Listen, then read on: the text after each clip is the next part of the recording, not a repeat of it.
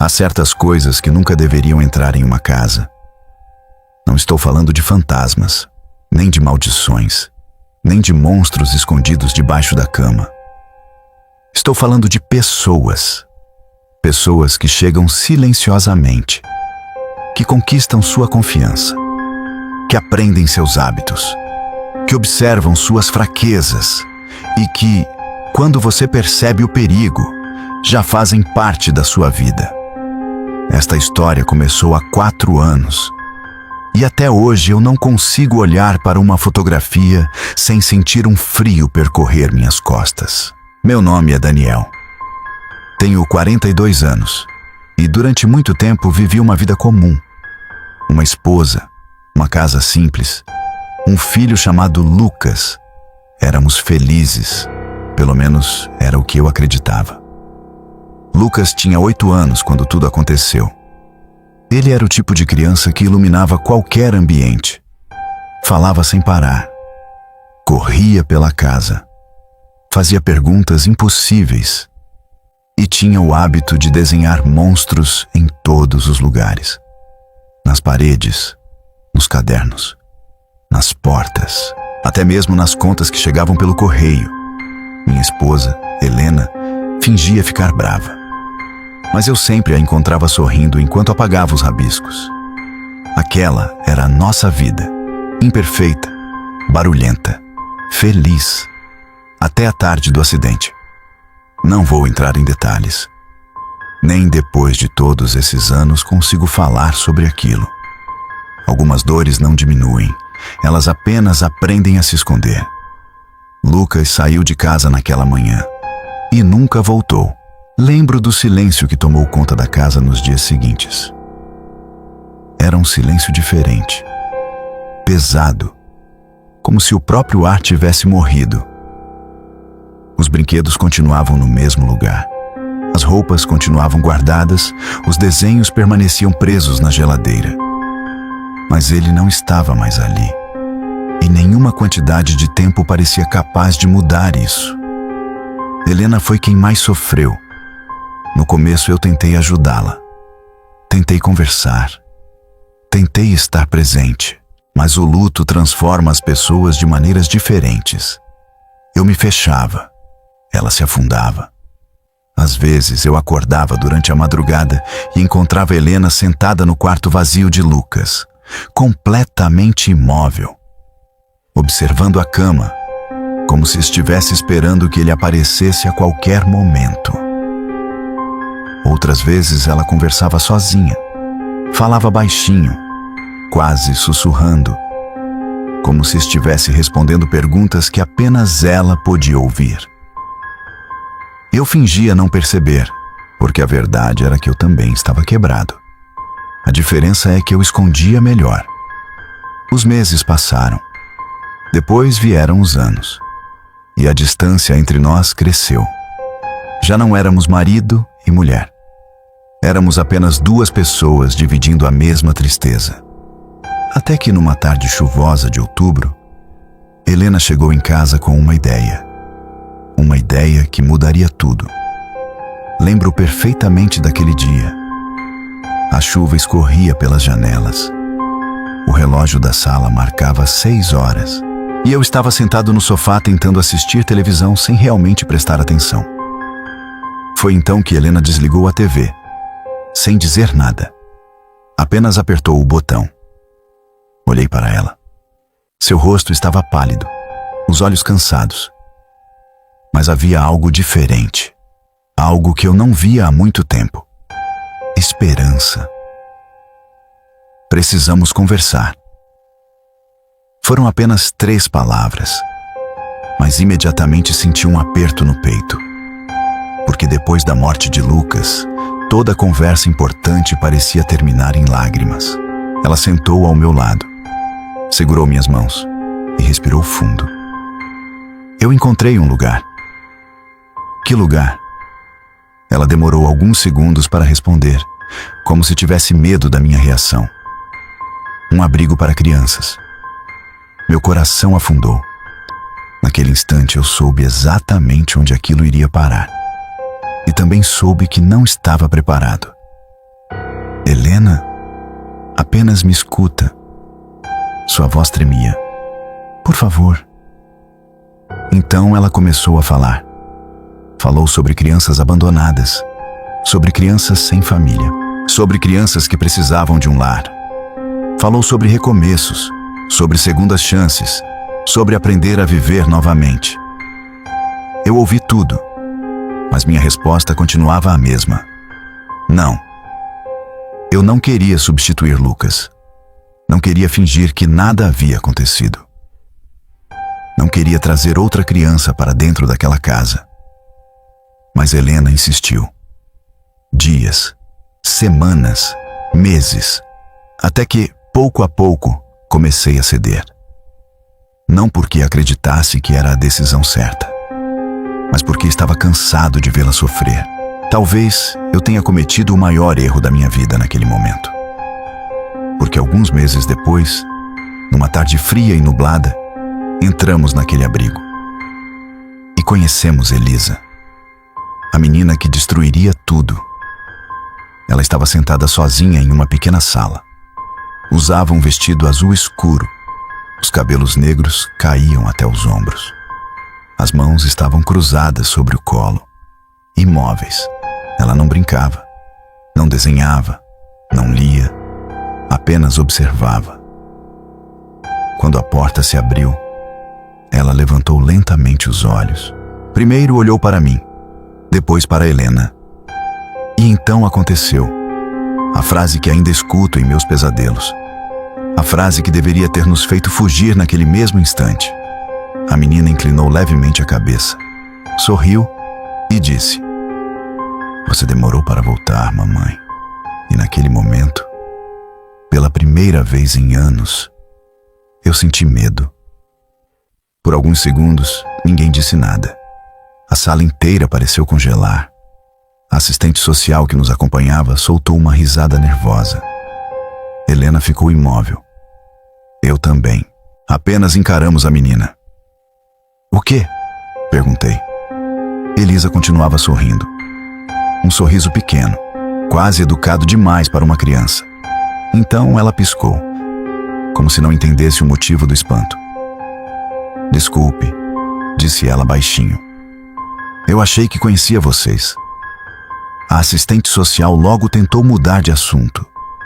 Explicou que Elisa havia chegado ao abrigo cerca de 1 ano antes, sem documentos, sem parentes conhecidos, sem qualquer informação sobre a família. Ela fora encontrada andando sozinha na beira de uma estrada durante uma tempestade. Nenhuma pessoa havia procurado por ela. Nenhum desaparecimento infantil correspondia à sua descrição. Era como se tivesse surgido do nada.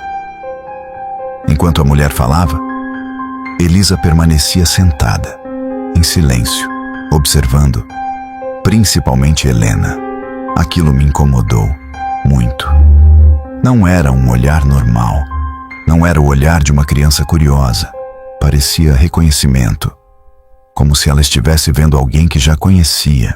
Helena, porém, não percebeu. Ou talvez não quisesse perceber.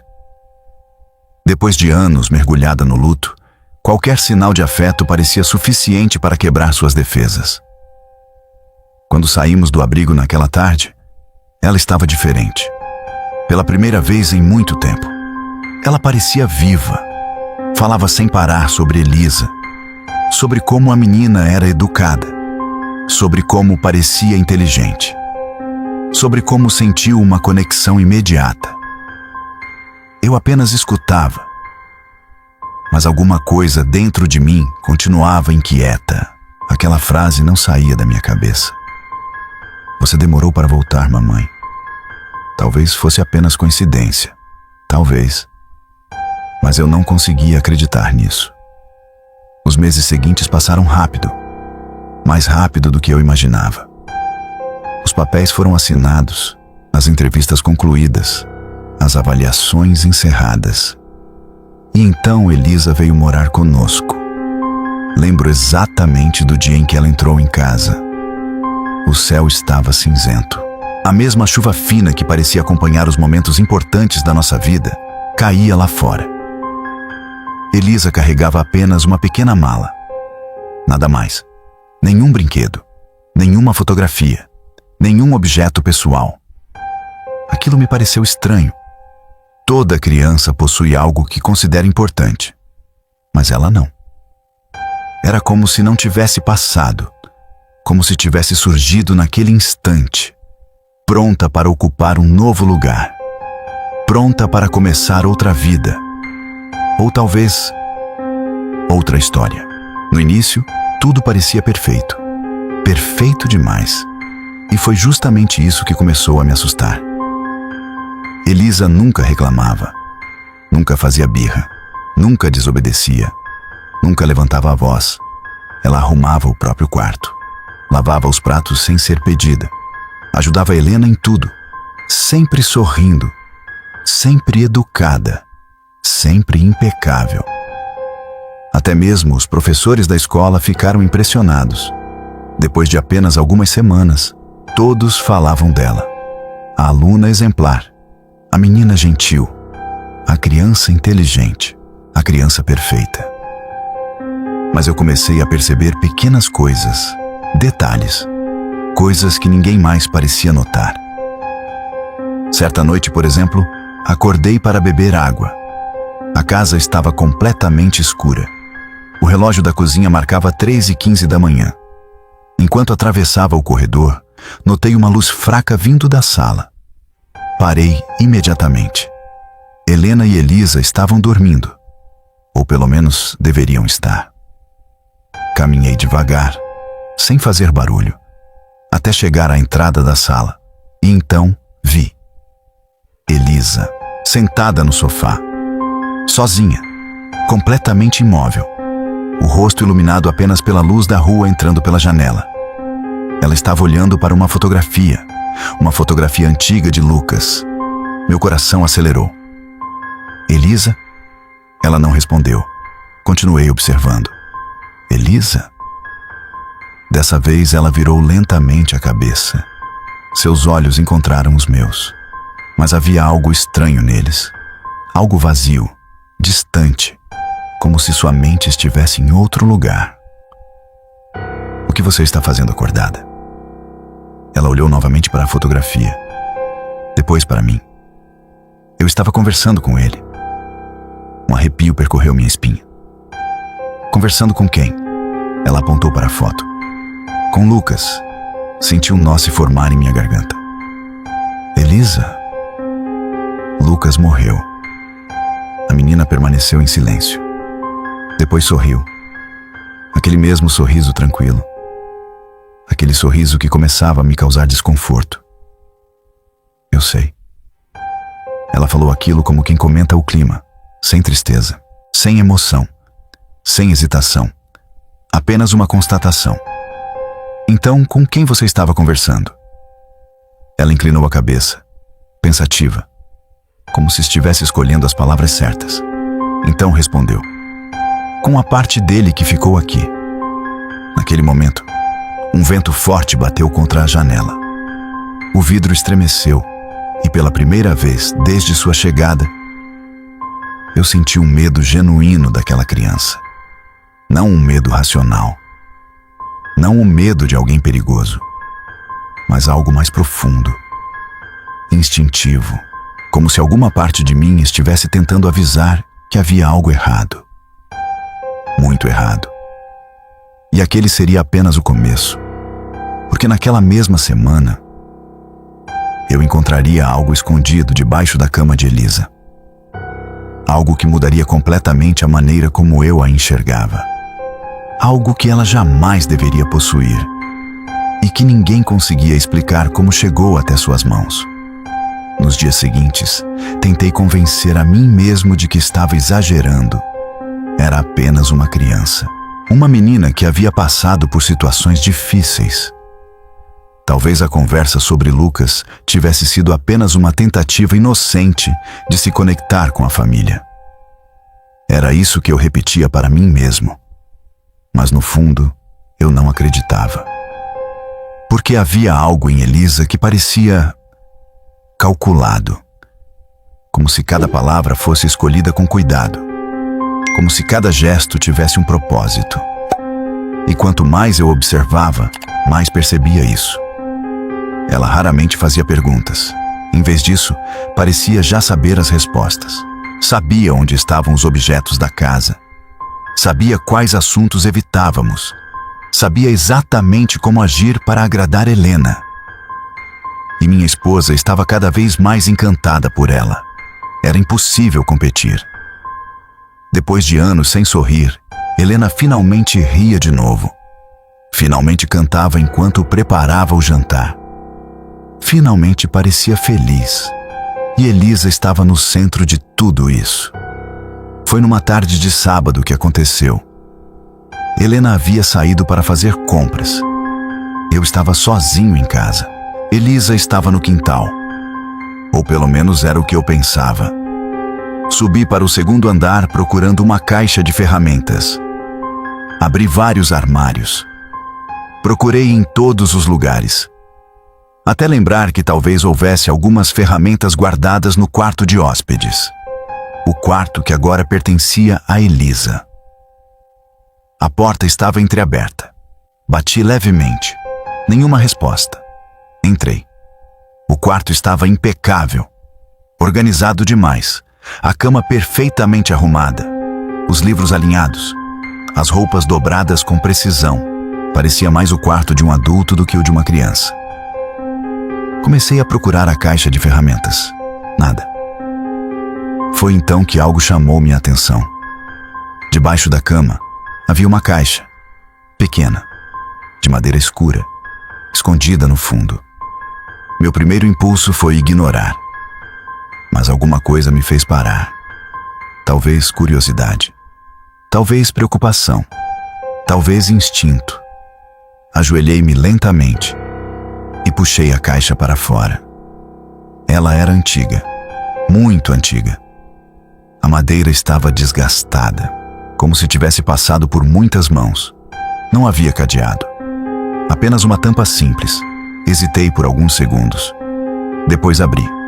E imediatamente senti meu estômago afundar. Dentro havia dezenas de fotografias. Fotografias antigas, muito antigas. Famílias, casais, crianças, aniversários, Natal, passeios, momentos felizes. Mas não era isso que me assustava. Era Elisa. Ela aparecia em todas elas. Em todas. Sempre com o mesmo rosto. Sempre do mesmo tamanho. Sempre usando roupas diferentes. Mas claramente era ela. Meu coração começou a disparar. Peguei uma das fotos, uma família sorrindo diante de uma casa. No canto inferior havia uma data. 1998. Franzi a testa. Peguei outra. 2003. Outra. 2011. Outra. 2017. Outra. 2020. As mãos começaram a tremer. Aquilo não fazia sentido.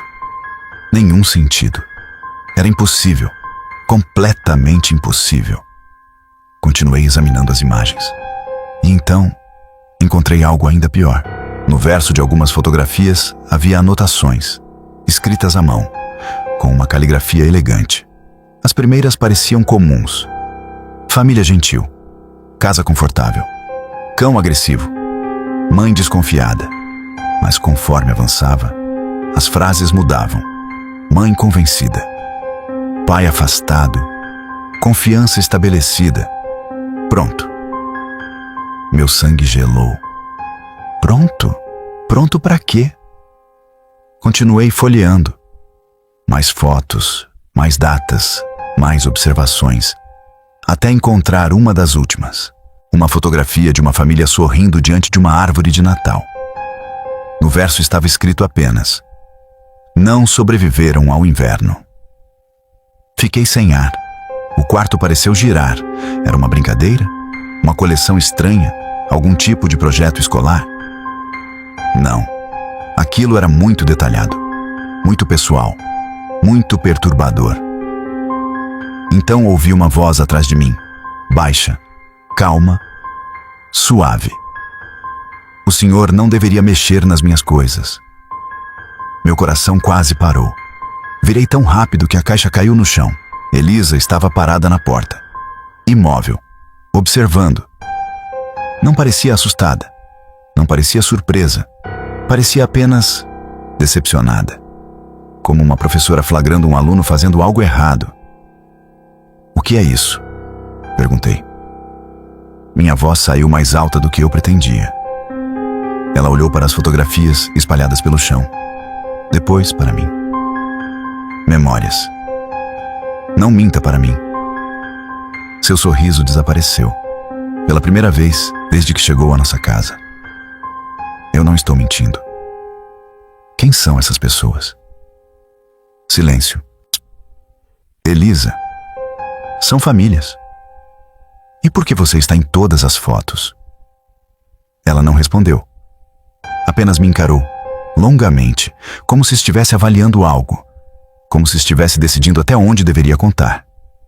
Então caminhou até mim, devagar, sem tirar os olhos dos meus. Parou a menos de 1 metro de distância e falou quase num sussurro. "Algumas pessoas esquecem o passado. Eu não." Um arrepio percorreu meu corpo inteiro. O que isso significa? Ela sorriu novamente, mas daquela vez não havia qualquer traço de inocência. "Significa que você começou a fazer as perguntas certas." Naquele instante, ouvi a porta da frente se abrir. Helena havia voltado. O sorriso de Elisa mudou imediatamente, como se alguém tivesse acionado um interruptor. A expressão fria desapareceu. A criança doce retornou. Ela correu pelo corredor. "Mamãe chegou." Fiquei sozinho no quarto, cercado pelas fotografias, tentando entender o que tinha acabado de acontecer. Mas havia algo que eu ainda não sabia. Algo muito pior. Naquela noite, enquanto todos dormiam, eu decidiria investigar uma das famílias que apareciam nas fotografias e descobriria que elas realmente existiram. Mas nenhuma delas ainda estava viva. Naquela noite, mal consegui tocar no jantar. Helena conversava animadamente sobre a escola de Elisa, sobre como os professores estavam impressionados, sobre como a menina parecia ter se adaptado perfeitamente. Eu apenas observava. De vez em quando, Elisa levantava os olhos do prato e me encarava. Não por muito tempo, apenas alguns segundos, mas era suficiente. Parecia saber exatamente o que eu havia encontrado. E pior, parecia saber o que eu estava pensando. Quando o jantar terminou, fui direto para o escritório. Esperei a casa ficar silenciosa. Esperei Helena dormir. Esperei as luzes se apagarem. Então, liguei o computador. As fotografias ainda estavam escondidas dentro de uma pasta que eu havia levado para o escritório sem que Elisa percebesse. Ou pelo menos, eu esperava que ela não tivesse percebido. Comecei pela foto mais antiga. 1998. Uma família de 4 pessoas. Pai, mãe, 2 filhos e Elisa. A mesma Elisa, com o mesmo rosto, a mesma aparência, a mesma idade. Digitei os nomes que estavam escritos atrás da fotografia. Levei alguns minutos, mas encontrei. A família existiu. A casa existiu. A cidade existiu. Meu coração acelerou. Continuei pesquisando. Depois encontrei uma notícia antiga, pequena, escondida em um arquivo digital de jornal local. Um incêndio residencial. 4 vítimas. Nenhum sobrevivente. Fiquei olhando para a tela, sentindo um frio crescente. Talvez fosse coincidência. Talvez. Mas então procurei outra família. E outra. E outra. O resultado foi sempre o mesmo. Acidentes. Desaparecimentos. Mortes inexplicáveis. Casas abandonadas. Famílias destruídas. Era como seguir um rastro invisível. Um padrão. E no centro daquele padrão, sempre havia uma menina. Sempre havia Elisa. À medida que a madrugada avançava, minha respiração ficava mais pesada. As mãos tremiam sobre o teclado. Até que encontrei a fotografia mais recente. Uma família registrada apenas 2 anos antes. Sorriam diante de uma casa branca. Pareciam felizes, normais. No verso havia uma única frase. Quase funcionou. Meu estômago revirou. Pesquisei os nomes. Demorei um pouco mais dessa vez. Mas encontrei. E o que descobri me fez desejar nunca ter aberto aquela caixa. A mãe havia desaparecido. O pai estava internado em uma clínica psiquiátrica. A filha mais velha havia sido encontrada vagando sozinha por uma estrada meses depois. Desorientada. Incapaz de explicar o que havia acontecido.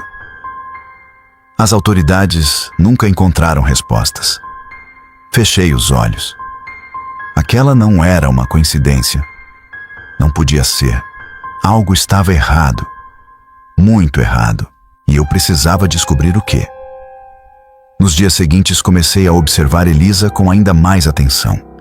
Sem que ela percebesse. Ou pelo menos eu acreditava que não percebia. Anotava horários, hábitos, comportamentos, tudo. Foi então que notei algo estranho. Todas as noites. Exatamente às 3 da manhã. Ela acordava. Sem exceção. Não importava o dia, não importava o horário em que fosse dormir.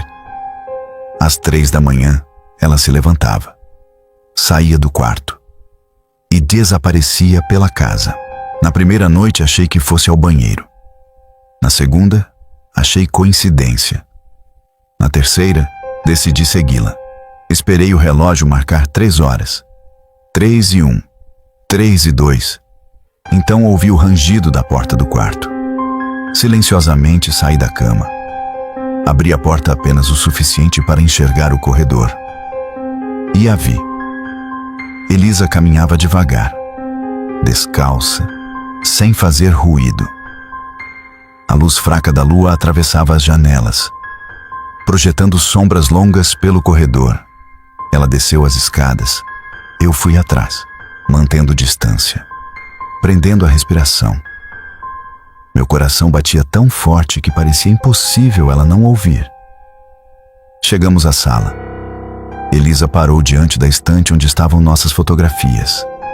As fotografias da família. As fotografias de Lucas. Ela permaneceu imóvel por alguns segundos. Depois começou a falar. Baixinho. Como se estivesse conversando com alguém. Não consegui entender as primeiras palavras. Então me aproximei, apenas um pouco, e ouvi. Ainda não. Silêncio. Ela ainda acredita em mim. Mais silêncio. Mas ele está começando a entender. Meu sangue gelou. Ela estava falando com alguém, ou fingindo falar. Mas não havia ninguém ali. Continuei ouvindo. Eu sei. Sim. Eu também sinto falta deles. Senti um arrepio percorrer minha nuca. Não. Ainda não é hora. As palavras saíam em intervalos estranhos, como se estivesse respondendo perguntas invisíveis. Então ela virou lentamente a cabeça, na minha direção. Meu coração parou. Eu tinha certeza de que estava escondido. Mas seus olhos encontraram os meus imediatamente. Como se soubesse exatamente onde eu estava. Como se estivesse me observando o tempo inteiro. Ela sorriu. Aquele sorriso tranquilo, educado, perfeito, e disse: Não consegue dormir, Daniel? Por um instante não consegui responder. Apenas fiquei parado, tentando processar o que estava acontecendo. Então percebi algo ainda pior. Ela não parecia surpresa por me encontrar ali. Parecia esperar por isso, como se tudo tivesse sido planejado, como se ela quisesse que eu escutasse. E naquele momento, uma pergunta surgiu na minha mente. Uma pergunta que me acompanharia pelos dias seguintes. Se Elisa queria que eu encontrasse as fotografias, se Elisa queria que eu a seguisse, se Elisa queria que eu escutasse aquela conversa, Então, talvez eu não estivesse investigando ela. Talvez ela estivesse investigando a mim. E eu ainda não fazia ideia do que ela realmente procurava. Na manhã seguinte, acordei exausto. Eu havia dormido menos de 2 horas. Cada vez que fechava os olhos, via Elisa parada diante das fotografias, conversando com alguém que não estava ali. Ou talvez estivesse. Eu já não tinha certeza de mais nada. Desci para a cozinha. O cheiro de café preenchia o ambiente. Helena estava sorrindo. Elisa ajudava a colocar a mesa. Tudo parecia normal. Assustadoramente normal. "Dormiu bem?" perguntou Helena. Antes que eu pudesse responder, Elisa falou: "Acho que não." As duas olharam para mim. Meu estômago apertou. "Por quê?" perguntei. Elisa deu de ombros. "Você ficou andando pela casa durante a madrugada. O café quase escapou da minha mão." Helena riu. "Viu? Eu não sou a única que percebe essas coisas." Mas eu não consegui rir, porque Elisa não estava apenas comentando. Ela estava me avisando. Ela sabia. Sabia que eu a havia seguido. E queria que eu soubesse que ela sabia. Naquela tarde, tomei uma decisão. Precisava descobrir de onde Elisa realmente vinha. Não das histórias contadas pelo abrigo. Não dos relatórios. Não dos documentos. Precisava encontrar algo anterior. Algo que explicasse as fotografias, as famílias, as datas, tudo. Comecei pela cidade onde ela havia sido encontrada. Uma pequena região rural a quase 4 horas de distância. Peguei um dia de folga. Inventei uma desculpa para Helena. E viajei sozinho. Durante todo o caminho, uma sensação estranha me acompanhou. Como se eu estivesse fazendo algo proibido. Como se alguém estivesse observando cada movimento. A chuva começou antes mesmo de eu chegar. Uma garoa fina, silenciosa. Daquelas que parecem transformar o mundo inteiro em uma fotografia antiga. Quando finalmente alcancei a cidade, fui direto para a biblioteca municipal. Era um prédio pequeno, velho, quase vazio. Expliquei que estava pesquisando acontecimentos antigos da região. A bibliotecária me indicou uma seção de arquivos locais. Passei horas folheando jornais, recortes, registros, notícias esquecidas, nada. Até encontrar um nome, um único nome, escrito em uma reportagem amarelada de quase 30 anos atrás. Elisa Moreau. Meu coração disparou. Continuei lendo. A matéria relatava o desaparecimento de uma menina. A fotografia era ruim, preto e branco, desgastada pelo tempo, mas não havia dúvidas. Era ela. Era Elisa. O mesmo rosto, os mesmos olhos, a mesma idade. A reportagem tinha data de 1994. Fiquei olhando para a página, tentando encontrar alguma explicação lógica. Talvez fosse outra criança. Talvez apenas parecesse com ela. Mas eu sabia que não. No fundo, eu sabia. Continuei pesquisando e encontrei outra reportagem. 1958. Mesma fotografia. Mesmo nome. Mesmo rosto. Minhas mãos começaram a tremer. Outra. 1931. Outra. 1977. Outra. 1884. Sempre a mesma menina. Sempre desaparecida. Sempre reaparecendo em lugares diferentes. Década após década. Século após século. Como se o tempo não tivesse qualquer efeito sobre ela. Eu já não conseguia respirar direito. A lógica estava desaparecendo. Tudo aquilo era impossível.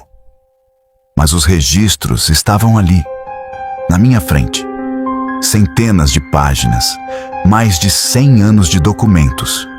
Todos apontando para a mesma pessoa. A mesma criança, a mesma presença, a mesma sombra atravessando gerações. Então encontrei a última matéria. Uma reportagem extremamente antiga. tão antiga que parte do texto estava quase ilegível. Datada de 1872, o título ocupava metade da página, e as palavras me fizeram gelar. A Menina do Inverno Negro. Li cada linha lentamente. A reportagem falava sobre uma pequena comunidade rural, uma sequência de mortes misteriosas, famílias inteiras desaparecendo sem explicação, casas abandonadas, objetos deixados para trás, mesas postas, comida ainda nos pratos, como se todos tivessem simplesmente sumido. E em todos os relatos, uma criança era mencionada, uma menina de cabelos escuros, vestido azul, olhos extremamente claros, sempre observando, sempre presente pouco antes das tragédias, sempre chamada pelo mesmo nome: Elisa. Fechei o jornal. Minha cabeça girava. Eu precisava sair dali. Precisava voltar para casa. Precisava contar tudo para Helena. Ela precisava saber. Precisava entender o perigo. Mas quando me levantei da cadeira, algo caiu de dentro do jornal. Uma fotografia. Antiga. Muito antiga. Provavelmente guardada ali havia décadas. Peguei a imagem e naquele instante senti o pior medo da minha vida. Porque a fotografia mostrava uma família, um homem, uma mulher, uma criança. E atrás deles, parada na varanda da casa, estava Elisa. Mas não foi isso que me assustou. O que me assustou foi o verso. Porque alguém havia escrito uma frase à mão. Uma frase curta, uma frase impossível. Uma frase que parecia ter sido deixada especificamente para mim. Daniel demorou mais do que os outros. Fiquei imóvel, sem conseguir piscar, sem conseguir pensar. Meu nome estava escrito em uma fotografia escondida dentro de um jornal de mais de 100 anos. E naquele momento, eu compreendi uma coisa terrível. Eu não estava descobrindo a história de Elisa. Ela já conhecia a minha, muito antes de eu nascer. Fiquei parado no meio da biblioteca por vários segundos, talvez minutos, não sei. O mundo ao meu redor parecia distante, abafado, como se eu estivesse debaixo d'água. Continuei olhando para a fotografia, para aquela frase, para meu nome escrito com uma caligrafia antiga, uma caligrafia que certamente havia sido feita décadas antes do meu nascimento. Não fazia sentido. Nada fazia sentido. Mas uma coisa era certa. Eu precisava voltar para casa, imediatamente. Guardei a fotografia no bolso do casaco. Saí da biblioteca, entrei no carro e comecei a dirigir. A chuva havia aumentado. Grossas gotas batiam contra o para-brisa. O céu estava tão escuro que parecia noite. Durante toda a viagem, uma sensação horrível cresceu dentro de mim. A sensação de que eu estava atrasado, como alguém correndo para impedir uma tragédia que já aconteceu. Várias vezes tentei ligar para Helena. Ela não atendia. Mandei mensagens. Nenhuma resposta. Tentei novamente. Nada. Meu coração acelerava a cada quilômetro. Algo estava errado. Eu podia sentir. Quando finalmente cheguei à nossa rua, já era começo da noite. As luzes da casa estavam acesas, mas havia algo estranho. A porta da frente estava aberta. Meu sangue gelou. Estacionei sem desligar o carro. Corri. Subi os degraus da varanda. Entrei. Helena. Nenhuma resposta. Helena. Silêncio. A casa inteira estava vazia. A cozinha, a sala, o escritório. Nada.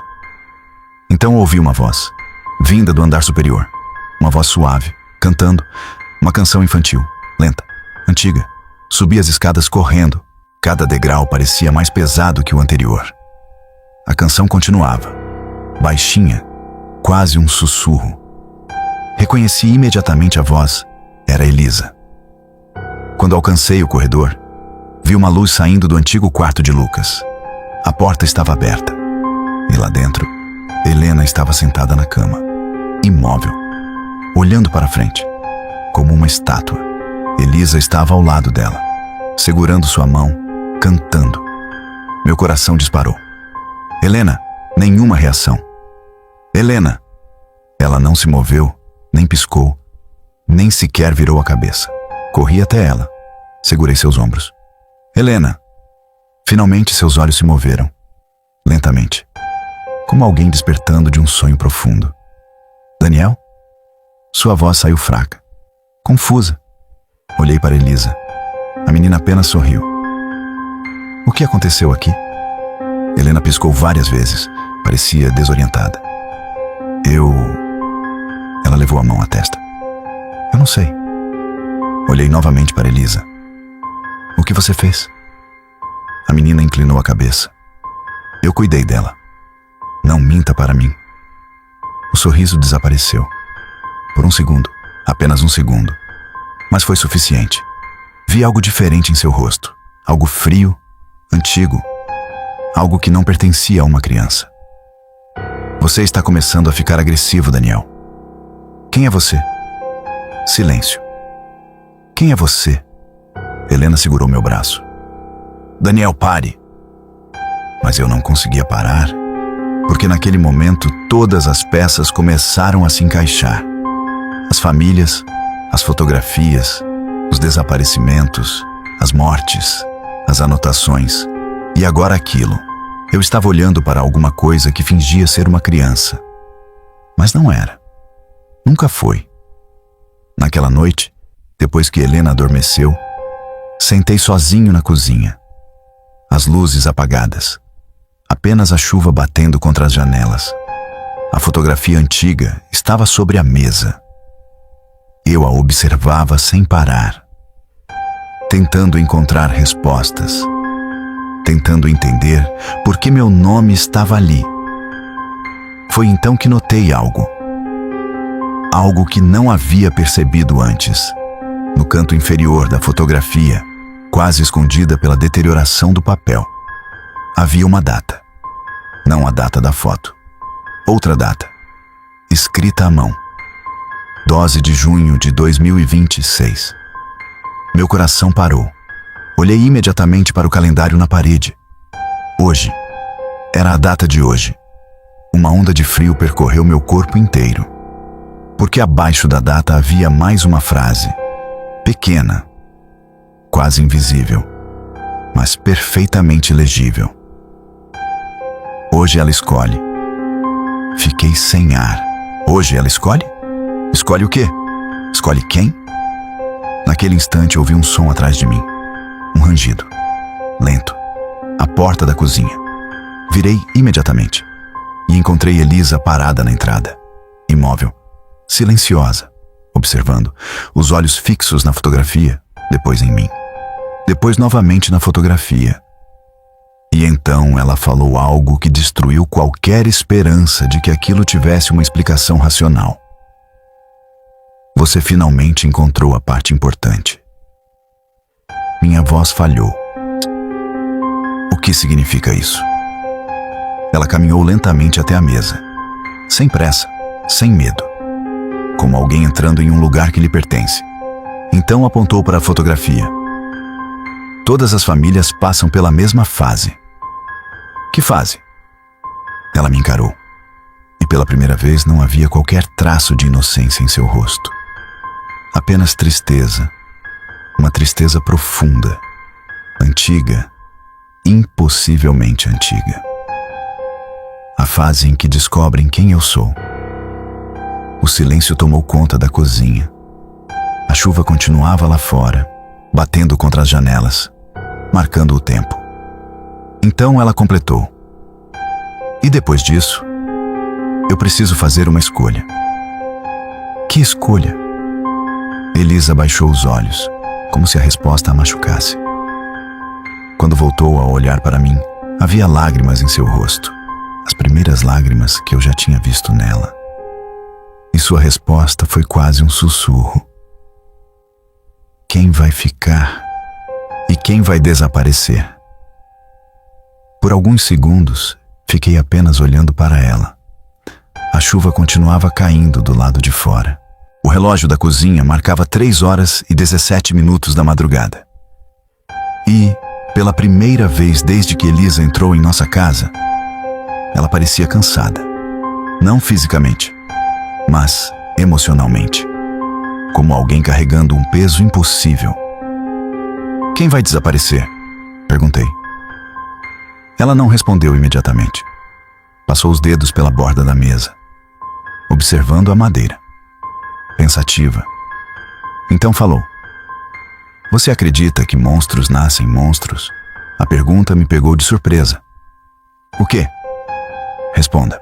Sua voz estava diferente, mais séria, mais velha. Como se por alguns instantes a criança tivesse desaparecido. "Não sei." Ela assentiu lentamente. Eu também não sabia. Um arrepio percorreu minha nuca. Porque aquilo não parecia uma conversa. Parecia uma confissão. Elisa sentou-se diante de mim. As sombras da cozinha cobriam metade de seu rosto. Durante alguns segundos, apenas escutamos a chuva. Então ela começou a falar. Eu tinha uma família. Meu coração acelerou. Uma família de verdade. Olhei para ela sem dizer nada. "Muito tempo atrás." "Quanto tempo?" Ela sorriu, mas havia tristeza naquele sorriso. "Mais do que você conseguiria imaginar." Silêncio. Eu tinha uma mãe, um pai, uma irmã mais nova. Eu gostava de desenhar, gostava de correr pelos campos, gostava de observar a neve cair. As palavras saíam devagar, como lembranças difíceis de tocar. E então veio o inverno. Ela parou, os olhos fixos em algum ponto distante. O inverno que levou tudo. Minha respiração ficou presa. "O que aconteceu?" Elisa fechou os olhos e respondeu. "Eu morri." A cozinha ficou completamente silenciosa. "Não." Ela abriu os olhos. "Sim." Não de uma maneira comum. Não como as pessoas morrem hoje. Foi diferente.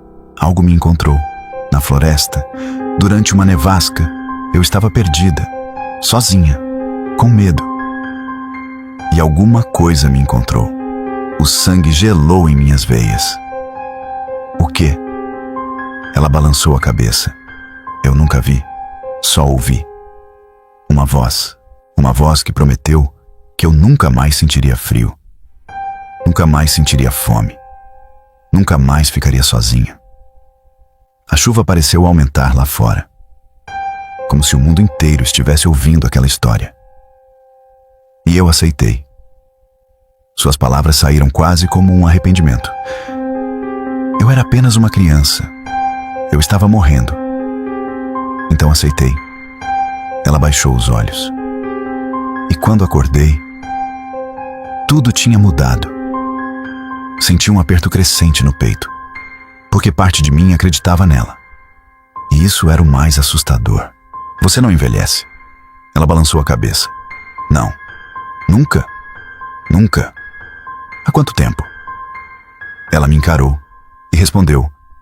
154 anos. Meu coração quase parou.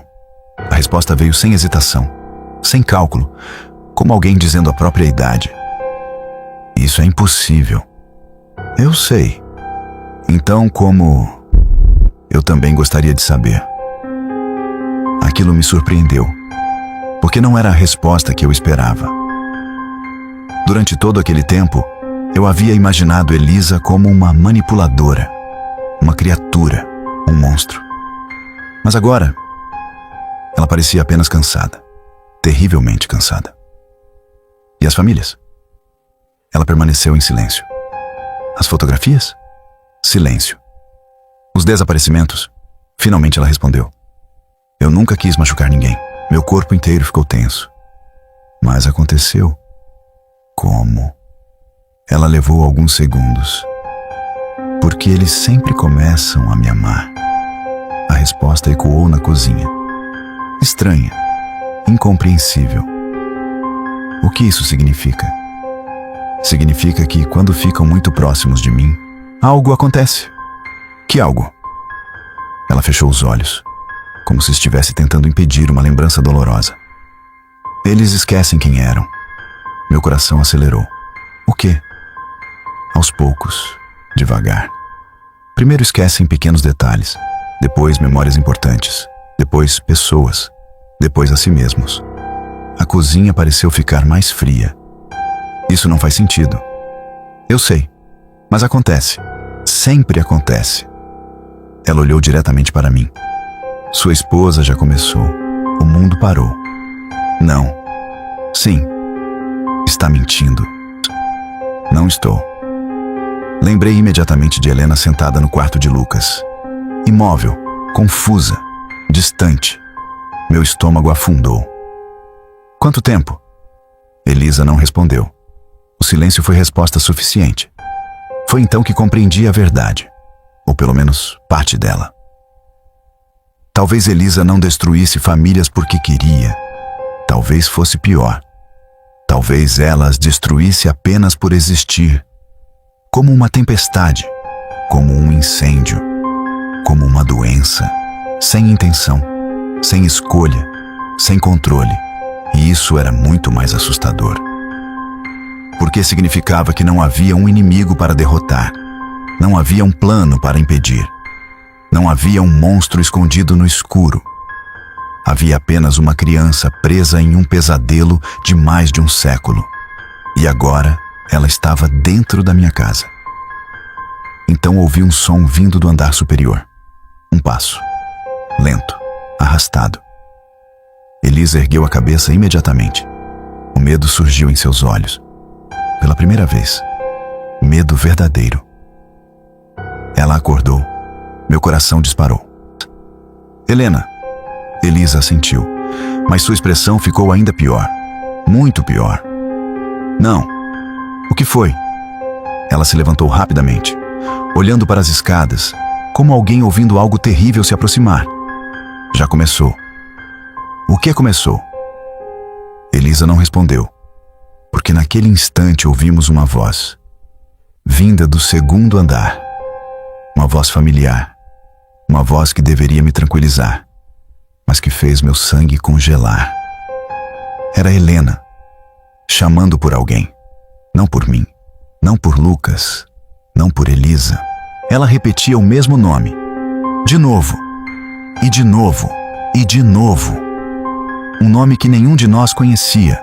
Um nome que não existia em nossa família. E quando Elisa ouviu aquele nome, seu rosto perdeu completamente a cor. Como se tivesse acabado de ouvir algo impossível. Algo que não deveria ter voltado. Algo que ela temia há mais de 150 anos. Qual é o problema? Perguntei. Mas Elisa não respondeu. Continuava olhando para o teto. Imóvel. Como se cada repetição daquele nome arrancasse algo dela. Lá em cima, Helena continuava falando. Sempre a mesma palavra. Sempre o mesmo nome. Baixo, monótono, hipnótico. Arthur, Arthur, Arthur. Um arrepio percorreu meu corpo. Eu não conhecia nenhum Arthur, nenhum amigo, nenhum parente, nenhuma pessoa ligada à nossa família. Mas Elisa conhecia, e isso era evidente, porque seus olhos estavam cheios de medo. Um medo que eu jamais havia visto nela. Quem é Arthur? Finalmente ela respondeu. Sua voz saiu quase inaudível. O primeiro. Meu coração acelerou. O primeiro o quê? Silêncio. Elisa. Ela me encarou. E naquele instante vi algo que nunca tinha visto antes. Desespero. O primeiro que me encontrou. A cozinha pareceu ficar menor, mais fria, mais escura. A chuva batia contra os vidros como dedos tentando entrar. O homem da floresta? Ela assentiu lentamente. Não. O homem que veio depois. Meu estômago afundou. Explique. Elisa apertou as mãos, como uma criança revivendo um trauma. Quando eu acordei, depois do inverno, depois da voz, Eu não sabia o que tinha acontecido. Achei que estava viva. Achei que tinha sobrevivido. Mas tudo era diferente. Ela desviou o olhar. Minha família tinha desaparecido. Minha cidade tinha desaparecido. Tudo havia mudado. Eu fiquei sozinha, até encontrar Arthur. O nome pareceu pesar no ar. Quem era ele? Um médico, um pesquisador, um homem obcecado pela morte, pela vida, pela eternidade. Meu coração disparou. E o que ele fez? Elisa demorou para responder. Ele me estudou. Aquelas palavras saíram carregadas de dor. Durante anos, ela continuou. Ele dizia que queria me ajudar. Dizia que queria descobrir por que eu não envelhecia. Por que eu não adoecia. Por que eu continuava igual, mas estava mentindo. Como você sabe? Seu olhar ficou vazio, distante. Porque ele também queria aquilo. Silêncio. Ele queria viver para sempre. Pare por um instante e me diga nos comentários. Você acredita que Elisa era uma vítima ou um monstro? Sua resposta pode mudar completamente a forma como você vai enxergar o final desta história. E aproveita para se inscrever no canal. E acredite, o pior ainda está por vir. Vamos continuar. Lá em cima, Helena continuava repetindo o nome, cada vez mais alto. Arthur, Arthur, Arthur. A voz ecoava pelos corredores, pelas paredes, pela casa inteira, como uma oração antiga ou um chamado. E Elisa parecia cada vez mais perturbada. O que está acontecendo? Ela olhou para as escadas. Ele encontrou a gente. Meu coração quase parou. Quem? Arthur. Ele morreu há mais de 100 anos. Eu sei. Então, ela me interrompeu. Você ainda acredita que isso importa? Não respondi. Porque já não acreditava. Não depois de tudo que havia visto. Subimos correndo. Os degraus rangiam sob nossos pés. A voz de Helena ficava mais forte a cada segundo. Quando chegamos ao corredor, encontramos a porta do quarto de Lucas completamente aberta. Helena estava de pé diante da janela, imóvel, os olhos fixos na escuridão lá fora. A chuva escorria pelo vidro e ela continuava repetindo aquele nome. Arthur, Arthur, Arthur. Corri até ela. Segurei seus ombros. Helena. Nenhuma reação. Helena. Nada. Seu olhar permanecia vazio, distante, como se ela estivesse vendo algo que eu não podia enxergar. Então ela apontou para a janela, lentamente, sem desviar os olhos. Ele está ali. Meu sangue congelou. Olhei imediatamente. A rua estava vazia, escura, deserta. Não havia ninguém. Mas Helena continuava apontando. Ele está esperando, atrás da árvore. Senti um frio atravessar meu peito, porque havia uma árvore enorme diante da nossa casa. E naquele momento, pela primeira vez, tive a sensação de que realmente havia alguém ali. Não vi uma pessoa, não vi um rosto, mas vi um movimento, algo, uma sombra, imóvel sob a chuva. Observando, pisquei e desapareceu. Talvez tivesse sido imaginação, talvez. Mas Elisa não parecia acreditar nisso, porque recuou um passo, depois outro e outro. Não, sua voz tremia. Não pode ser. O que você viu? Ela não respondeu. Continuava olhando para a janela, paralisada. Então percebi algo ainda pior. Elisa estava chorando. Não lágrimas discretas. Ela estava realmente chorando, como alguém que acabou de reencontrar o maior medo da própria vida. Ele nunca me encontrou antes. Ela sussurrou. Nunca? Quem? Arthur. Meu coração acelerou. O que ele quer? Ela respondeu sem tirar os olhos da escuridão. Terminar o que começou.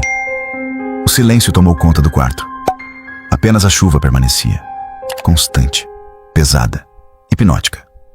Então Helena falou novamente. Mas dessa vez sua voz era diferente, mais grave, mais lenta, como se outra pessoa estivesse usando suas palavras, e o que ela disse fez o sangue desaparecer do meu rosto. Elisa. A menina ergueu a cabeça. Helena sorriu, mas não era o sorriso dela. Era algo estranho, errado, antigo. E então falou: faz 154 anos que estou procurando você. O quarto inteiro mergulhou em silêncio. E pela primeira vez desde o início daquela história, eu percebi que Elisa talvez não fosse a ameaça. Talvez ela estivesse fugindo da ameaça. Há mais de um século. Nenhum de nós se moveu.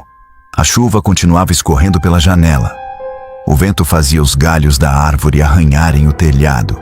E Helena permanecia parada, sorrindo. Mas aquele sorriso não era dela.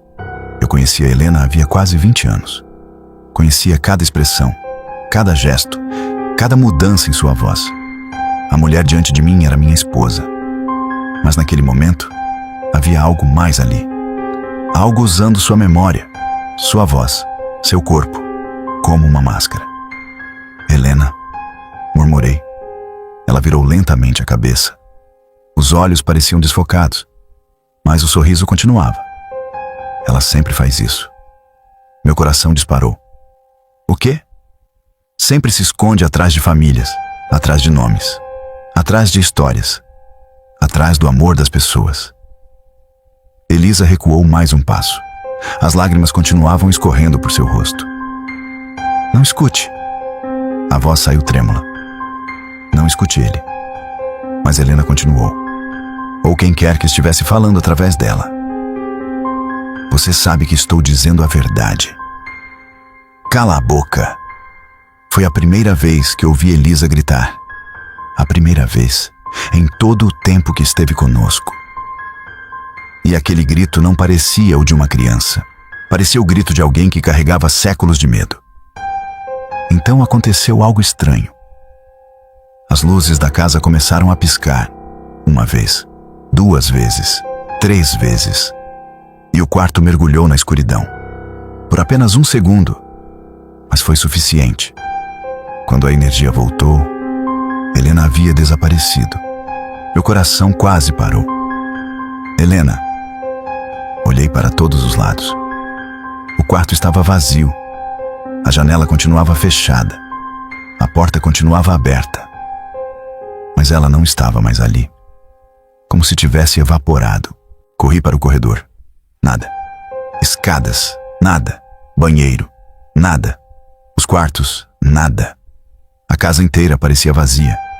Então ouvi passos, vindos do sótão, lentos, arrastados, pesados. Pareciam os passos de alguém usando botas antigas. Meu sangue gelou, porque não tínhamos sótão habitável. Era apenas um espaço velho, cheio de caixas esquecidas. Ninguém subia lá havia anos. Olhei para Elisa. Ela estava pálida, assustada, mas não surpresa. Como se já soubesse o que encontraríamos. O que existe lá em cima? Ela demorou alguns segundos para responder. Coisas que ele esconde. Quem? Arthur. Meu coração apertou. Arthur está no sótão? Não. Ela baixou os olhos. Mas parte dele está. Subimos. Cada degrau da escada retrátil parecia ecoar pela casa inteira. O ar ficava mais frio a cada metro, mais pesado, mais difícil de respirar. Quando minha cabeça ultrapassou a abertura do sótão, senti imediatamente o cheiro. Mofo, madeira antiga, poeira e algo mais. Algo metálico, algo que me lembrava ferrugem ou sangue. A lanterna iluminou o espaço. Caixas, móveis velhos, quadros esquecidos, nada fora do comum. Até que ouvi a voz de Helena, baixinha, vinda do outro lado do sótão. Daniel. Corri imediatamente, desviando dos objetos, das caixas, das teias de aranha, até encontrar uma pequena porta de madeira no fundo. Uma porta que eu nunca tinha visto antes. Jamais. Nem quando compramos a casa. Nem durante as reformas. Nem em todos aqueles anos. Ela simplesmente não deveria estar ali. Mas estava. Antiga, escura, com marcas profundas na madeira. Como se unhas tivessem tentado sair pelo outro lado. Meu coração batia tão forte que doía. A voz de Helena vinha dali. Daniel. Helena. Corri até a porta. Girei a maçaneta. Trancada. Olhei para Elisa. Ela estava parada a alguns metros atrás. Imóvel. Os olhos fixos na porta. O que tem aí dentro? Ela demorou a responder. Quando finalmente falou, sua voz parecia quebrada. O lugar onde tudo começou. Usei uma barra de ferro encontrada no sótão. Forcei a madeira. Uma vez, 2 vezes, 3. Até que a fechadura cedeu. A porta se abriu lentamente, revelando um pequeno cômodo escondido.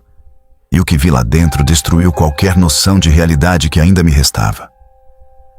As paredes estavam cobertas de fotografias. Milhares delas. Talvez dezenas de milhares. Fotografias antigas, recentes, coloridas, preto e branco. Famílias, casais, crianças, casas, e em praticamente todas elas. Elisa, sempre Elisa, ao longo de séculos, observando, sorrindo, esperando. Mas aquilo não era o pior. No centro do cômodo havia uma mesa, e sobre a mesa, um diário, enorme, grosso, com páginas amareladas pelo tempo. Abri aleatoriamente, e meu coração parou. Porque não era um diário sobre Elisa. Era um diário sobre mim. Meu nome estava escrito em dezenas de páginas. Detalhes da minha infância, da adolescência, do meu casamento, do nascimento de Lucas. Coisas que ninguém deveria saber. Coisas que jamais foram registradas em lugar nenhum. E no final da última página havia uma frase. Uma única frase, escrita com tinta fresca, como se tivesse sido anotada naquele mesmo dia. Daniel finalmente chegou onde eu precisava. Senti minhas pernas enfraquecerem. Atrás de mim, Elisa começou a chorar. Não de medo, mas de derrota. Como alguém que percebeu que perdeu uma batalha muito antiga. Então, uma voz surgiu na escuridão do cômodo. Uma voz masculina, calma, educada e absurdamente próxima. Demorei um pouco, mas encontrei vocês. E naquele instante percebi algo terrível. A voz não vinha de Helena, não vinha da casa, não vinha do sótão. A voz estava atrás de mim. Meu corpo inteiro travou, a lanterna quase escapou da minha mão. Aquela voz estava tão perto que senti a respiração tocar minha nuca. Mas eu não conseguia me virar. Era como se algum instinto primitivo estivesse gritando dentro de mim. Não olhe. Atrás de mim, Elisa também estava imóvel. Os olhos arregalados, o rosto completamente sem cor.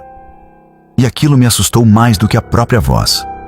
Porque durante todo aquele tempo, eu nunca a tinha visto realmente aterrorizada. Até agora. A voz voltou a falar. Calma. Educada. Como um professor conversando com um aluno. Você sabe o que é mais triste, Daniel? Continuei imóvel. As pessoas acreditam que a morte é o maior medo do ser humano. Uma pausa. Mas não é. O silêncio pareceu engolir o sótão. O maior medo é ser esquecido. Senti um arrepio percorrer minha espinha. A voz continuava. Reis foram esquecidos. Impérios foram esquecidos. Civilizações inteiras desapareceram. Mas eu me recusei a aceitar isso. Lentamente, reuni coragem e me virei. Não havia ninguém. Meu coração disparou. A sala secreta estava vazia. Completamente vazia. Apenas fotografias, papéis, livros, o diário. Nada mais. Mas a voz continuava, vindo de todos os lugares ao mesmo tempo. Das paredes, do teto, do chão. Como se estivesse impregnada naquele espaço. Demorei décadas para entender. Séculos, na verdade. Mas finalmente descobri a única maneira de sobreviver ao tempo. Elisa fechou os olhos, como alguém ouvindo uma história que conhece bem demais. Não foi através da ciência. Não foi através da medicina. Não foi através da fé. A voz pareceu sorrir. Foi através das pessoas. As páginas do diário começaram a se mover sozinhas, lentamente, folheando, uma após outra, como se mãos invisíveis as estivessem virando, até pararem em uma página específica. Uma fotografia antiga, muito antiga. Nela havia um homem, magro, elegante, usando roupas do século XIX. Olhos claros, cabelos escuros, um sorriso discreto. Abaixo da fotografia estava escrito um nome: Arthur Voss. Meu coração acelerou. Finalmente eu estava olhando para ele, ou pelo menos para quem ele havia sido. Eu fui médico, a voz disse. Pesquisador, professor, visionário. E também fui chamado de louco. A fotografia pareceu observar-me, até encontrar Elisa. Olhei para a menina. Ela permanecia em silêncio. As lágrimas escorriam sem parar. Ela era impossível. Arthur continuou. Uma ferida na lógica, uma rachadura na realidade. Uma criança que não envelhecia, não adoecia, não mudava. Durante décadas tentei entender o motivo. E então percebi algo muito mais interessante. Meu estômago apertou. Porque eu já sabia que não iria gostar da resposta. O problema nunca foi Elisa. A voz tornou-se mais suave. O problema era a solidão. As fotografias nas paredes começaram a chamar minha atenção. Agora eu percebia detalhes. Em muitas delas, as famílias pareciam felizes, mas em outras, os rostos demonstravam confusão, medo, tristeza, como se algo estivesse sendo arrancado delas. Ela não destrói famílias, Arthur explicou. Ela as atrai. Pare, gritou Elisa. Mas a voz ignorou. Pessoas feridas são atraídas por ela. Pessoas solitárias. Pessoas quebradas. Pessoas que perderam alguém. Meu coração afundou, porque aquilo descrevia exatamente Helena. Exatamente eu. Elas a amam. Ela as ama. Mas existe um preço. Sempre existe um preço. Olhei para Elisa. Ela baixou a cabeça, como alguém incapaz de negar. As memórias começam a se misturar. As identidades começam a desaparecer. Os vivos tentam preencher vazios. Os mortos começam a ocupar espaço. E, no final, ninguém lembra quem realmente é. O silêncio tomou conta do cômodo, porque eu já tinha visto isso, em Helena, no quarto de Lucas, naquele olhar vazio, naquele nome estranho. Arthur continuou. Eu passei 50 anos observando o fenômeno, anotando, registrando, aprendendo. E então descobri uma coisa extraordinária. Meu coração acelerou. Quando uma família entra em colapso, quando as memórias se quebram, quando as identidades desaparecem, algo é deixado para trás. O quê? Perguntei. A resposta veio imediatamente. Tempo. Um arrepio atravessou meu corpo. Isso não faz sentido. Claro que não faz, mas é verdade. A voz quase parecia divertida. E eu aprendi a coletá-lo. O diário começou a folhear sozinho novamente. Mais rápido, mais rápido, mais rápido. Centenas de páginas. Milhares de anotações. Décadas, séculos, família após família, vida após vida, até parar na última página. A página mais recente. Minha fotografia. A fotografia do nosso casamento. Helena sorrindo. Eu sorrindo. Lucas ainda pequeno. E abaixo dela havia uma anotação, escrita naquele mesmo dia. A família perfeita. Meu sangue gelou. E havia mais. Uma frase logo abaixo. Finalmente suficiente. Para quê? Perguntei. O silêncio durou alguns segundos. Então Arthur respondeu: para eu voltar. Nesse instante, todas as fotografias do cômodo começaram a balançar, como se uma ventania invisível tivesse invadido o espaço. As páginas do diário se ergueram. Os papéis voaram.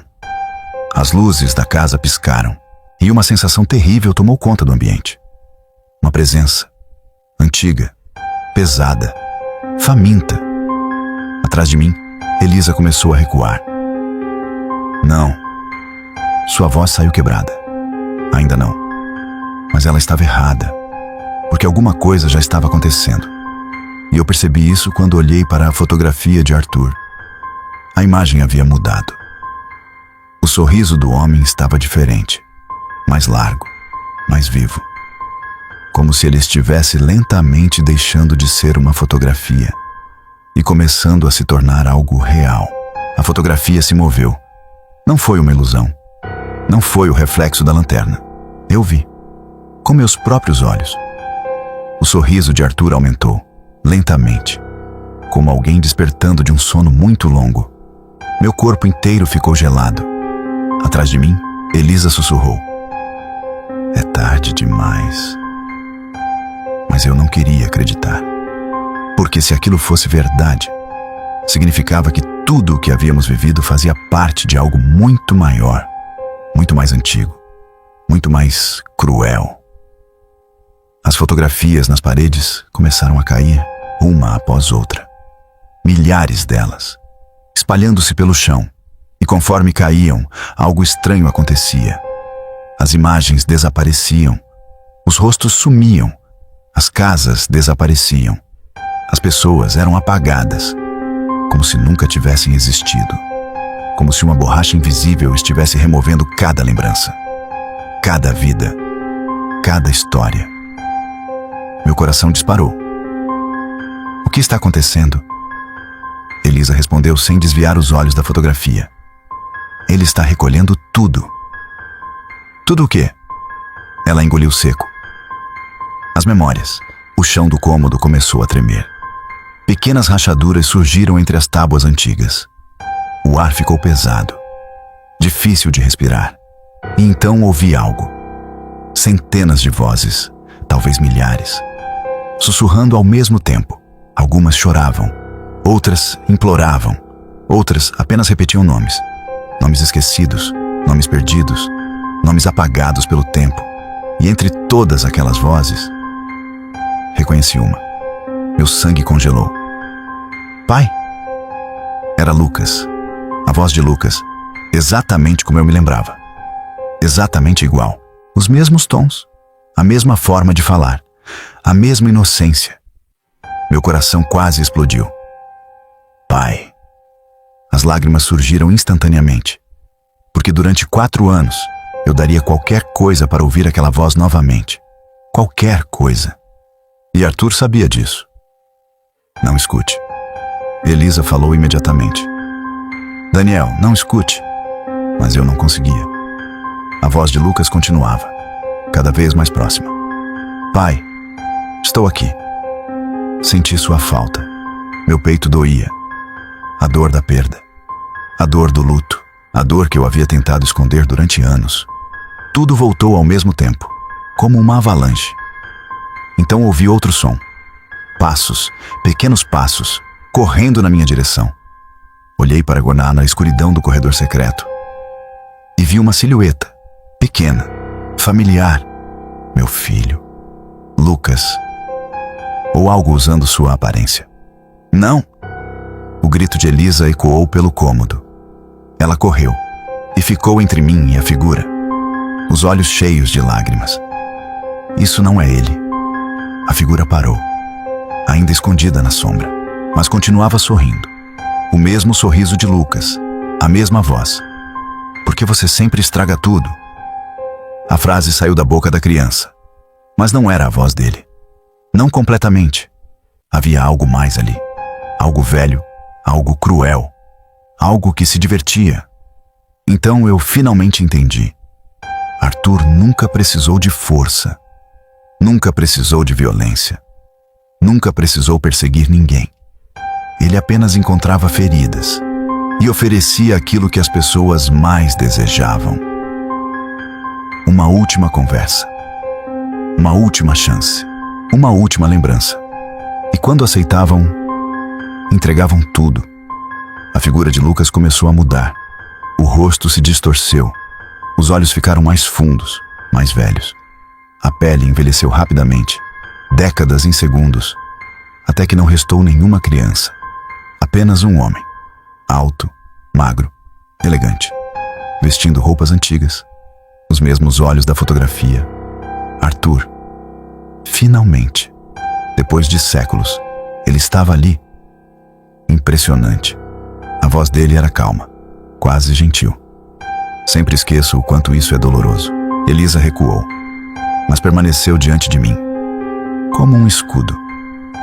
Arthur observou aquilo com um sorriso. Ainda tentando salvar pessoas? Ela não respondeu. Depois de 150 anos? Silêncio. Você realmente nunca aprende. Arthur caminhou lentamente pelo cômodo. As fotografias giravam ao seu redor, como folhas carregadas pelo vento. Eles sempre escolhem a mesma coisa. Meu coração acelerou. Que coisa? Arthur me encarou e respondeu. O passado. O silêncio tomou conta do sótão. Então ele apontou para mim. Você também escolheria. Ele sorriu. Se eu trouxesse Lucas de volta. Minha respiração falhou. Porque uma parte de mim, uma parte pequena e egoísta, queria acreditar, queria aceitar, queria ouvir aquela mentira. Arthur percebeu e sorriu ainda mais. Mas Elisa também percebeu. Ela virou para mim, os olhos vermelhos, cheios de lágrimas, e falou algo que eu jamais esperava ouvir. Algo que mudaria completamente tudo o que eu pensava sobre ela. Daniel, sua voz tremia. Se eu ficar aqui, ele nunca vai parar. Olhei para ela, confuso. O que está dizendo? Ela respirou fundo, como alguém prestes a tomar uma decisão impossível. Então, respondeu. Existe uma maneira de acabar com isso. Arthur parou de sorrir. Pela primeira vez. E aquilo me assustou mais do que qualquer coisa. Porque significava que ela estava falando sério. E significava que Arthur tinha medo daquilo. Pela primeira vez desde que Arthur apareceu. Ele deixou de sorrir. Foi apenas por um segundo. Um pequeno instante. Mas eu vi. Vi a mudança em seus olhos. Vi o desconforto. Vi algo que parecia medo. E isso me atingiu como um choque. Porque monstros não costumam ter medo. Principalmente monstros que venceram durante mais de um século. Elisa percebeu também. E foi nesse momento que ela tomou sua decisão. Não. Arthur deu um passo à frente. A voz permaneceu calma. Mas havia tensão por trás dela. Você não vai fazer isso. Elisa limpou as lágrimas. E pela primeira vez, parecia estranhamente tranquila. Como alguém que finalmente encontrou uma resposta após séculos procurando. Eu deveria ter feito há muito tempo. Você não entende o que está prestes a perder. Eu entendo melhor do que você. O silêncio tomou conta do sótão. As fotografias continuavam girando pelo ar. As páginas do diário voavam como pássaros enlouquecidos. Mas, no centro daquele caos, tudo parecia imóvel. Como se o próprio tempo estivesse observando. Arthur voltou-se para mim. Daniel. Sua voz tornou-se suave, persuasiva. Ela está mentindo. Não. Ela sempre mente. Elisa fechou os olhos, como alguém cansado daquela conversa. Você sabe que isso não é verdade. Arthur ignorou. Continuou olhando para mim.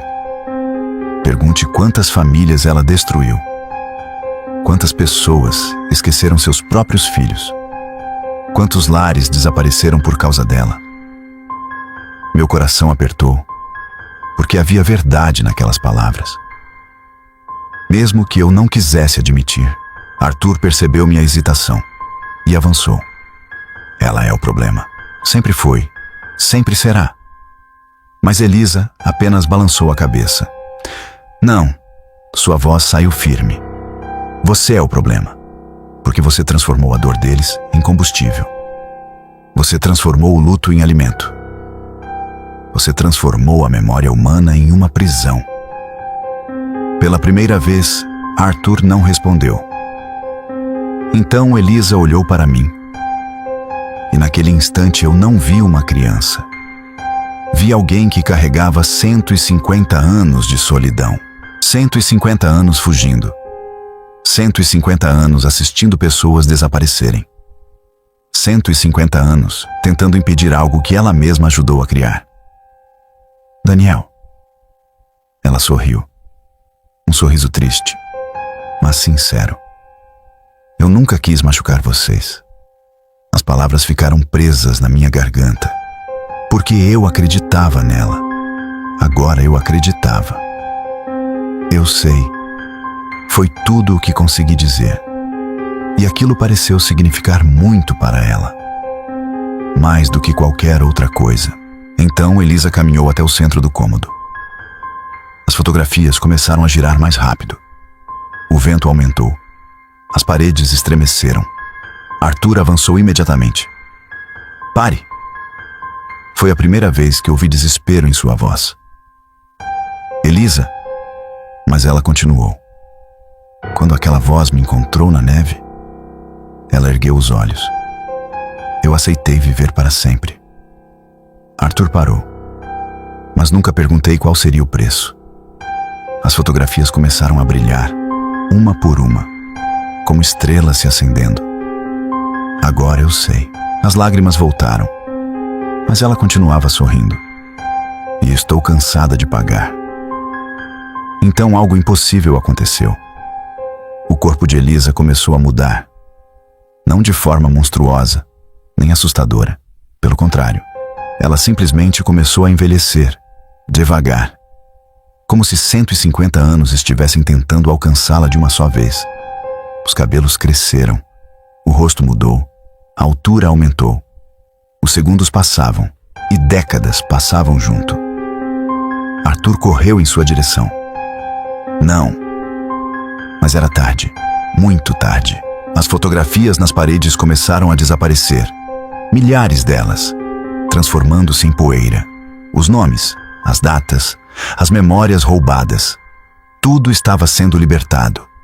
Como pássaros escapando de uma gaiola. O diário começou a se desfazer. Página após página. Anotação após anotação. Séculos de registros desaparecendo. Arthur caiu de joelhos. Pela primeira vez. Vulnerável. Fraco. Humano. Você não entende? Ele gritava. Tudo será perdido. Não. Elisa respondeu. Agora parecendo uma jovem adulta. Tudo será lembrado. Então ouvi vozes. Milhares delas. Mas não eram mais gritos, nem lamentos. Eram despedidas, agradecimentos, memórias retornando aos seus donos, histórias voltando para casa. E entre todas aquelas vozes, ouvi Lucas, mais uma vez. Mas dessa vez foi diferente. Porque não havia manipulação, não havia armadilha, não havia mentira. Apenas uma lembrança, uma última lembrança. Eu amo você, pai. As lágrimas escorreram sem controle e eu sorri. Porque finalmente compreendi. Aquilo não era Lucas voltando. Era apenas a memória dele. E isso bastava. Arthur começou a desaparecer. Sua pele envelheceu. Décadas em segundos, séculos em minutos. O homem que havia enganado o tempo finalmente estava sendo alcançado por ele. Não. Sua voz falhou. Não. Mas ninguém respondeu. Porque o tempo não negocia, nunca negociou e nunca negociará. Então tudo ficou branco. Uma luz intensa, silenciosa, infinita. E a última coisa que vi foi Elisa, agora com a aparência de uma mulher jovem, sorrindo para mim, pela primeira vez sem tristeza, pela primeira vez sem medo, pela primeira vez livre. Obrigada, Daniel. E então ela desapareceu. como neve derretendo ao amanhecer. Quando abri os olhos, o silêncio era absoluto. Não havia vento. Não havia vozes. Não havia fotografias girando pelo ar. Não havia Arthur. Não havia luzes piscando. Nada. Apenas silêncio. Fiquei alguns segundos imóvel no chão do sótão, tentando entender onde estava. Tentando entender se tudo aquilo realmente havia acontecido, ou se eu tinha enlouquecido. Lentamente me sentei. Meu corpo doía, como se eu tivesse passado dias sem dormir. Olhei ao redor. O cômodo secreto havia desaparecido. A porta escondida havia desaparecido. As fotografias haviam desaparecido. O diário havia desaparecido. Restava apenas o velho sótão da nossa casa, cheio de caixas esquecidas, móveis antigos, poeira e nada mais. Como se todo aquele horror jamais tivesse existido. Desci correndo, chamando por Helena, meu coração ainda acelerado. Quando cheguei à cozinha, encontrei minha esposa sentada à mesa, tomando café, exatamente como fazia todas as manhãs. Ela levantou os olhos, sorriu e disse: "Você dormiu no sótão?" Pisquei, confuso. "O quê?" Ela riu. "Eu acordei e você não estava na cama." Passei a mão pelo rosto, observando cada detalhe, cada expressão, cada movimento. Helena parecia normal, completamente normal. Sem olhar vazio, sem confusão, sem aquele estranho transe. Nada. Absolutamente nada. Então fiz uma pergunta que me aterrorizava. "Você se lembra de Lucas?" Ela me encarou, imediatamente. Os olhos se encheram de lágrimas, mas eram lágrimas naturais, humanas, dolorosas. "Claro que lembro." Meu peito afundou, mas dessa vez não pela dor, pelo alívio, porque ela lembrava de tudo, de cada detalhe, de cada momento, de cada lembrança. Nada havia sido roubado. Nada havia desaparecido. Os meses seguintes passaram lentamente. A vida voltou ao normal. Ou pelo menos tão normal quanto poderia voltar. Nunca encontrei qualquer registro de Arthur novamente. Nunca encontrei as fotografias. Nunca encontrei o diário. Nunca encontrei qualquer prova concreta do que aconteceu naquela noite. Às vezes eu chegava a acreditar que tudo havia sido um sonho. Um pesadelo criado pela dor, pelo luto, pela culpa. Mas então lembrava de Elisa e sabia que não tinha sido, porque algumas coisas deixam marcas, mesmo quando desaparecem. 1 ano depois, Helena e eu visitamos o túmulo de Lucas. Era algo que fazíamos regularmente. Levamos flores, sentamos em silêncio, conversamos sobre ele, sobre as lembranças boas, sobre as histórias engraçadas, sobre a saudade. E naquele dia aconteceu algo estranho, algo pequeno, mas impossível de ignorar. Enquanto me levantava para ir embora, notei uma fotografia presa sob uma pedra próxima, antiga, desgastada pelo tempo, quase escondida. Franzi a testa. Peguei a imagem e senti meu coração parar. Era uma fotografia de nossa família. Eu, Helena, Lucas. Tirada anos antes do acidente. Uma foto que eu tinha certeza absoluta de nunca ter visto. Mas o que realmente me assustou estava no fundo da imagem. Bem distante. Quase fora do enquadramento. Parada entre as árvores. Estava Elisa. Não parecia uma criança, nem uma mulher. Era difícil dizer. A fotografia estava desgastada demais. Mas era ela. Eu sabia. Olhei imediatamente para trás. Para o cemitério. Para as árvores. Para os caminhos vazios. Não havia ninguém. Quando voltei a olhar a foto,